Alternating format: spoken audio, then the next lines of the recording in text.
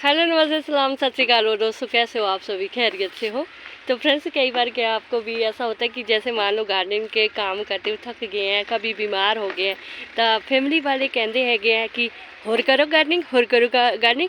तो कौन कहता है कि ना गा पा के रखो टेरिस पर, जो है कदे टिक के भी बह जाया करो। क्योंकि मेरे साथ अक्सर ऐसा ही होता है। मैं अपनी आप बीती बता सकती हूँ, अब अपनी आप बीती बता सकती हूँ। तो कल मुझे बुखार हो गया था, क्योंकि गार्डन में काम इतने सारे करती रहती हूँ कि शरीर है, अभी शरीर भी जवाब दे देता है ना भाई। शरीर की भी अपनी कैपेसिटी होती है। अभी हमारा दिमाग तो भाई, दिल और दिमाग के इनके तो क्या कहने, तो फट्टे चकते हैं भाई। दिल कहता है भाई मैं नहीं हाले, मेरी मोहब्बत भाई बहुत ही ज़्यादा, मैनू होर चाहिए। दिमाग एडी एडी स्कीमें बता देता है, दिल को ना साइन कर देता है। दिमाग कह देता दिल नू की जा ये जुबान ते ये चीज़ें कढ़ ले कि तेरे दिल च की है ना। तो गार्डनिंग का काम, सच्ची बात बताऊँ, होता तो फ्रेंड्स बहुत सारा स्ट्रेस होता है इसमें, थकावट होती है। खासकर स्ट्रेस पता है किस चीज़ के होता है कि जब छोटी छोटी चीज़ों का सदुपयोग करना पड़ता है ना, तो तभी स्ट्रेस होता है। अगर पैसा देला पुख्ता हो तो फिर तो कोई तो स्ट्रेस नहीं है, फिर तो गार्डनिंग दे चक दो फट्टे, हाँ उसमें फिर कोई टेंशन नहीं है। तो अभी खास करके मैं आज जो आपको गार्डनिंग के बारे में बताऊंगी कि जो मेरी ये फ्री की गार्डनिंग होती है, इसको मैं फ्री की गार्डनिंग क्यों बोलती हूँ, क्योंकि इसका मुझे कल भी मेरे जो हस्बैंड जी वो कल बोल रहे थे कि कहते है तो तू ठीक तेज दिमाग है तेरा। कहते गार्डनिंग में अभी वो 1-2 साल पहले मुझे मेरी गार्डनिंग ना ऐसा बोले कर दी थी कि कबाड़ पा के रखे पाया था टेरेस पर। एक बार तो इन्होंने किसी ऐसे ही राशि फल वगैरह देख रहे थे टीवी में, तो वो बोलते हैं कि अगर घर में बरकत नहीं आती है तो अपने टेरेस की तरफ पहले ध्यान से देखो कि कहीं आपका टेरेस जो है, छत जो है, उसमें आड़ कबाड़ तो नहीं है। तो मेरे स्वामी जी ने मेरी तरफ देखा पर बोला कुछ भी नहीं है। मतलब मैं समझ गई, वही बात है ना कि समझ गई भाई मैं तो मैंने भी बड़े घूर के देखा। मैंने कहा स्वामी क्या आपके ये जो मुझे देखने का नज़रिया है, तो आपका क्या मतलब है कि जो मैंने ये टेरेस पर जो ग्रो बैग रखे हैं, गार्डनिंग कर रही हूँ, तो इन्हीं की वजह से हमारे घर में गरीबी है। देखो गरीबी तो कुछ नहीं है, भगवान का दिया हुआ सब कुछ है। वाहिगुरु जी का दिया हुआ सब कुछ है, जो कुछ भी है वाहिगुरु जी का दिया हुआ सब कुछ है। हम क्यों बोले कि हमारे में गरीबी है? गरीब तो मेरे लिए वो इंसान है जो आलसी होता है, कामचोर होते हैं। ना मैं आलसी हूँ ना मैं कामचोर हूँ। हाँ थक जरूर जाती हूँ, काम इतना सारा कर देती हूँ, हाँ तो वो बात कंप्लीट कर देती हूँ। तो मैंने अपने स्वामी को बोला कि देखो गंद का मतलब होता है जैसे आपके टूटा फूटा सामान आपने टेरेस पर रखा हुआ है। तो जैसे मैं थोड़ा सा दिखा भी देती हूँ, जैसे हमारे पड़ोसी है, तो इन्होंने भी टेरेस पर देखो गा पा के रखे हुआ, मतलब तो अभी मजबूरी है, बेचारे ने रख दिया। तो इस तरह के जो सामान होते हैं इनको बोल सकते हैं कि गा पे हुआ गा होता है। गरीबी अमीरी का कोई वो नहीं होता है, ये सब बिल्ले बैम होते हैं। तो मेहनत करनी चाहिए, ऐसी चीज़ों को रखने से कुछ नहीं होता है। जिनके छोटे छोटे से मकान होते हैं तो वो चीज़ें कहाँ रखे हैं ना। तो जो ये गार्डनिंग का गा है फ्रेंड्स, इसको देख कर भी कई बार हमारी जो फैमिली होती है, हमारे रिश्तेदार होते हैं, हमारे गाँव के होते हैं, वो भी बोलते हैं अरे इतना सारा टेरेस, इतनी सारी जगह, मतलब टेरेस ख़राब हो जाएगा, ऐसा होगा वैसा होगा। तो कुछ नहीं होता फ्रेंड्स। अभी तो मुझे 2-3 साल हो गए हैं अपनी टेरेस गार्डनिंग करते हुए। साथ में इसको मैं फ्री की गार्डनिंग क्यों बोलती हूँ फ्रेंड्स, देखो इसका एक छोटा सा ही रीज़न है, बायोमास को अगर आप समझ गए तो बस आप समझ गए कि आपकी गार्डनिंग औसम होने वाली है। फिर ना तो आपको ऑनलाइन कोई खाद मंगाने की ज़रूरत होगी, ना कोई महंगा फर्टिलाइज़र लेकर आने की ज़रूरत होगी। आपको करना क्या है, बस आपने गार्डन नहीं है तो किचन वेस्ट को संभालो। तो अभी ये देखो फ्रेंड्स, कल मैंने ये ग्रो बैग खाली था, दिखाया था मैंने कल आपको कि ये अभी 1 हफ्ते के अंदर ये 3 ग्रो बैग भरेंगे। तो जो मैं गर्मी में जो सब्जियां लगाती हूँ ना फ्रेंड्स, तो मैं ज़्यादातर, वैसे तो हमारे गोबर खाद भी बथेरा मिलता है, पर अभी ऐसा है कि 3rd फ्लोर तक मेरा टेरेस गार्डन है। तो इसके लिए मैं कितना जो है गोबर खाद भी लेकर आऊँ, तो थोड़ा सा ऐसा होता है मेरी जो वैसे मिट्टी होती है वो इतनी उपजाऊ होती है फ्रेंड्स, मुझे ज़्यादा गोबर खाद वगैरह लेकर आने की ज़रूरत ही नहीं पड़ती है। तो इसके लिए मैं देखो क्या करती हूँ, जो भी अपने घर में जितना भी कोई जैसे कल मैंने हरी सब्जी वगैरह बनाई है या पड़ोसी दे देते हैं, हमारे किचन वेस्ट बहुत सारा दे देते हैं, क्योंकि पड़ोसियों ने क्या करना, उनका वैसे भी कूड़े वाला आता नहीं है, उनके सड़ता रहता है, तो वो मुझे दे देते हैं। तो इस तरह से ये देखो अभी जब अगर हमने बायोमास को समझ लिया है, इसमें नाइट्रोजन भी है, फास्फोरस भी है, कैल्शियम भी है, आयरन की मात्रा भी है, सभी चीज़ें इनमें जो है जो पौधों के लिए जो चीज़ें चाहिए वो सभी चीज़ें इसमें जो है मौजूद होती है। तो जब ये धीरे धीरे डिकम्पोस्ट होता है और बहुत सारी इसकी जो है मिट्टी बन जाती है, तो जो देखो ये मिट्टी जैसे ये किचन वेस्ट से बनी हुई मिट्टी है, तो इसी से हमने ग्रो बैग फिल करने हैं। तो हर ग्रो बैग हमारा इसी तरह से फिल होता है फ्रेंड्स।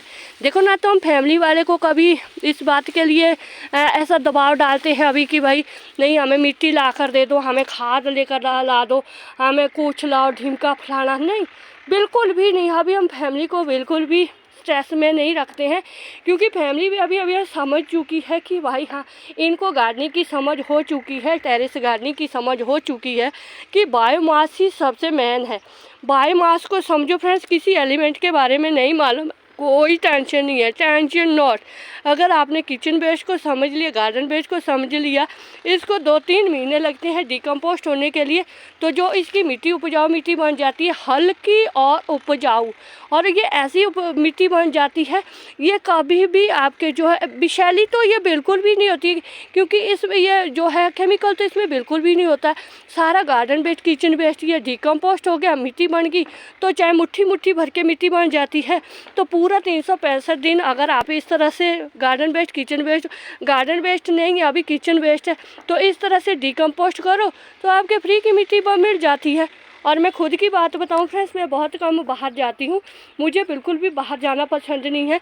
मैं अपने घर में चारदीवारी में रहती हूँ, सिर्फ अपनी गार्डनिंग करती हूँ, तो मुझे कोई कुछ ला कर देता नहीं है।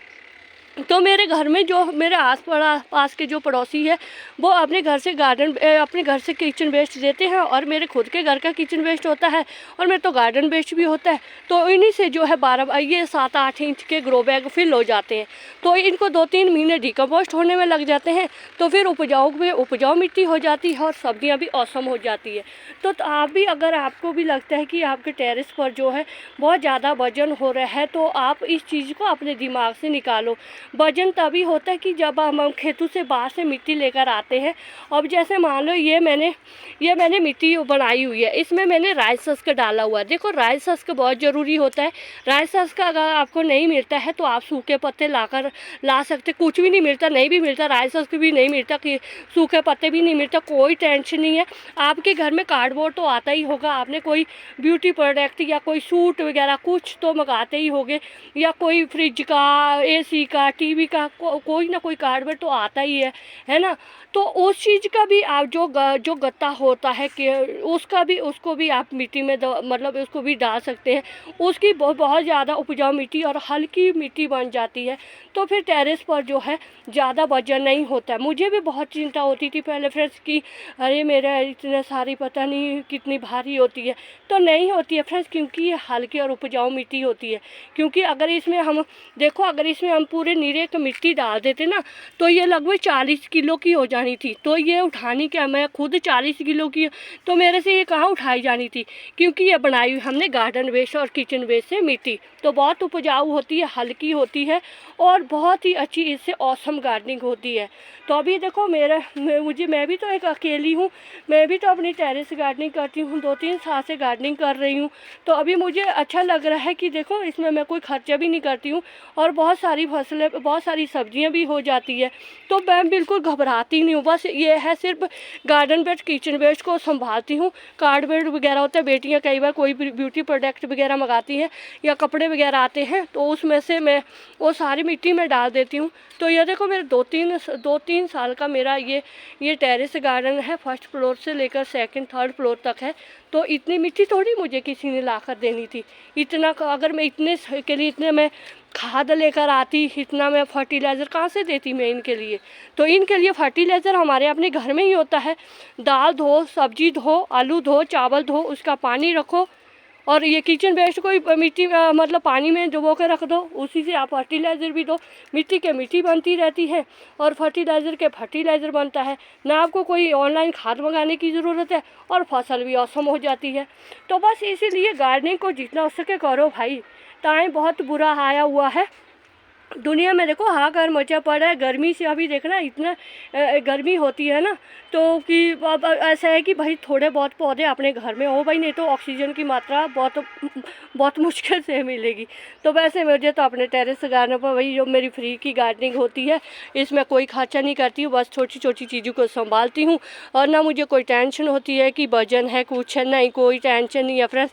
देखो इसीलिए बोलते हैं कि गार्डनिंग करो। ये छोटा सा तरीका अगर मेरे समझाने से अगर आपको समझ आ गया हो कि आप किस तरह से एक हल्की और उपजाऊ मिट्टी बना सकते हैं। मिट्टी बहुत ज़रूरी है, मिट्टी के बगैर आप कोई भी पौधा नहीं लगा सकते। आप हाउस प्लांट लगाएंगे, वाटर वाला पानी लगाएंगे तो उसमें दूसरे तीसरे दिन पानी बदलते रहना पड़ता है। जो मिट्टी वाले पौधे होते हैं उनकी अपनी मौजा होती है। तो देखो अपने तो भाई यही तरीका है गार्डनिंग करने का। तो हर एक चीज़ इन्हीं तरीके से भरी होती है। तो ना तो ज़्यादा खाद की चिंता रहती है, ना ज़्यादा फर्टिलाइज़र की चिंता रहती है, क्योंकि 2-3 महीने में तो ये खुद ही डिकम्पोस्ट होता है। इसमें कोई पौधा लगा उसको खुद खुराक मिल जाती है। तो समझा क्या, हमने सिर्फ बायोमास को समझा है। तो बस ये था मेरा आज का वीडियो। अगर मेरा वीडियो फ्रेंड्स आपको थोड़ा सा भी अच्छा लगता है तो बस एक लाइक कीजिएगा और चैनल पर नहीं हुए तो चैनल को सब्सक्राइब जरूर करें। तो शुक्रिया फ्रेंड, जिंदे वास्ते रहो, वाहिगुरू जी थानू देरू कामयाबियां दे।